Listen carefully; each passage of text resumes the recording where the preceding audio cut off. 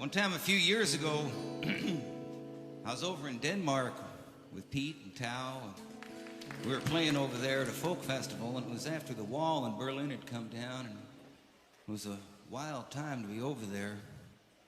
There was a sort of euphoric feeling, not just around that part of the world, but sort of all around the world, you know, and it seemed like, geez, things might loosen up a little bit, and people could relax or something.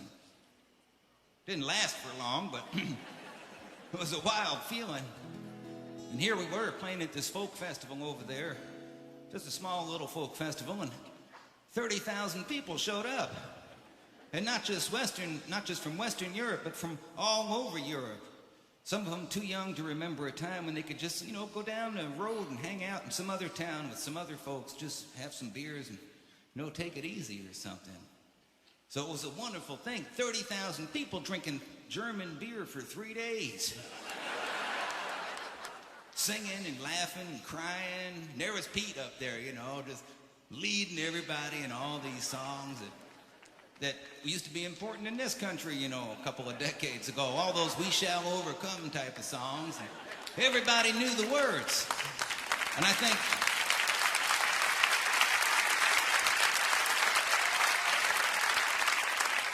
they knew the words mostly due to people like Pete who'd never been afraid to go anywhere, sing for anybody, no matter what their persuasions were, political or otherwise. And it was an amazing moment to just be there. Everything was all right. Everything was fine, as a matter of fact, until Pete looked at me and said, "Arlo, why don't you sing something?" And I realized that Pete had just sung all of the songs I thought anybody might know. I didn't know what to do. I said, "Well, here's one you might know, because there's more than one ways that songs gets around. Made popular by that king of folk singers, Elvis Presley." Pete looked at me. Seemed like a nice guy most of the time. He had a look in his eye that said that banjo could get fairly dangerous any moment. We'd been singing them peace and love songs for decades, but folk singers would argue themselves to death years ago over what a folk song was. Didn't stop me or nothing, but I went like this.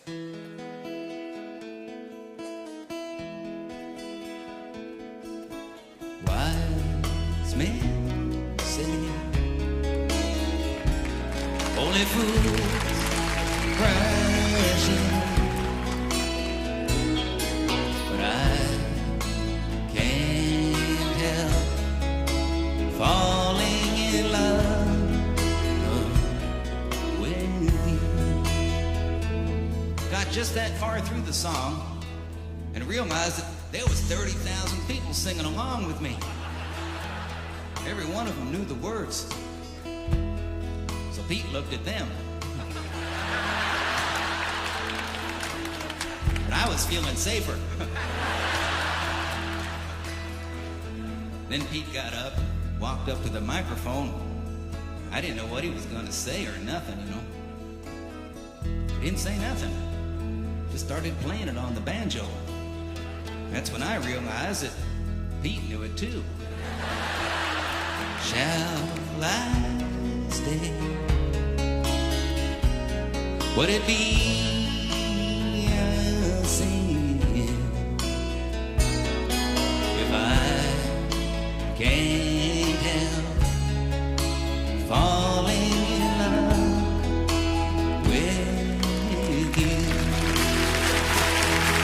Like the river flows surely to the sea, darling, so it goes. Some things were meant to be. Take my hand,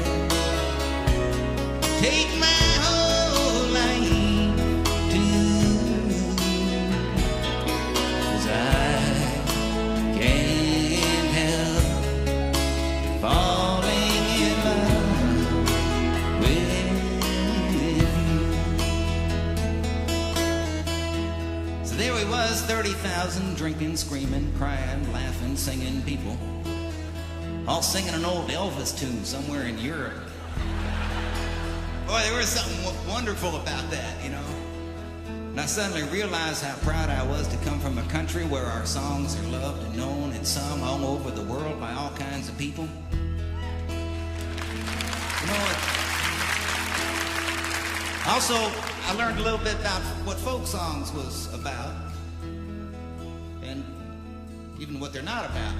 Because sometimes they're not even about anything.